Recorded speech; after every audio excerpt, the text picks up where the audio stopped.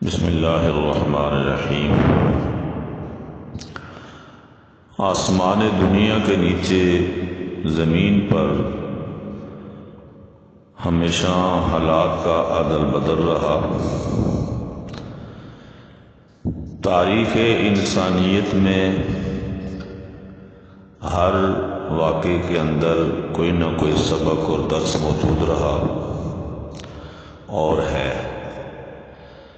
تاریخ سے سبق سیکھنے والے صاحب بصیرت، ذہین و فطین لوگ ہوتے ہیں اور سبق حاصل کرتے ہیں۔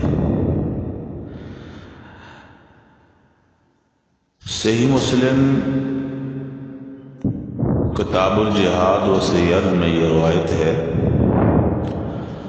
حضرت عمر بن خطاب رضی اللہ تعالیٰ عنہ نے حضرت عبداللہ بن عباس رضی اللہ تعالیٰ عنہ سے بیان کیا، جب بدر کا دن تھا، دونوں گروہ ایک میدان میں آمنے سامنے جمع تھے۔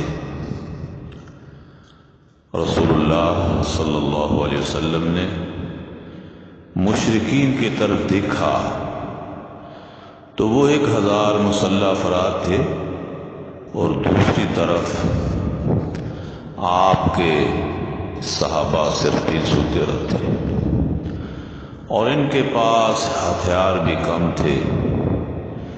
اس وقت رسول اللہ صلی اللہ علیہ وسلم نے قبلہ کی طرف رخ کیا، پھر اپنے دونوں ہاتھ اٹھا کر اپنے رب کو پکارنا شروع کیا۔ آپ نے فرمایا، اللہ تو نے مجھ سے جو وعدہ کیا ہے اس کو پورا فرما۔ اے اللہ، اگر تو اہل اسلام کی اس پاکیزہ جماعت کو ہلاک کر دے تو اس کے بعد زمین میں تیری عبادت کرنے والا کوئی نہ ہوگا۔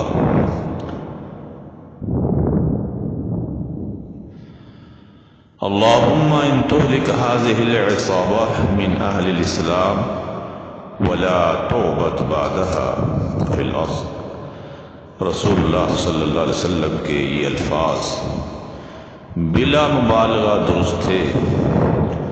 آپ کے یہ اصحاب جن کو حالات نے میدان بدر میں اکٹھا کیا تھا، وہ خیار انسانیت تھے، جیسا کہ حدیث میں بھی آیا ہے، خیارکم فی الجاہلیت خیارکم فی الاسلام۔ تمہارے جو افراد جاہلیت میں بہتر تھے وہی اسلام میں بھی بہتر ہوں گے۔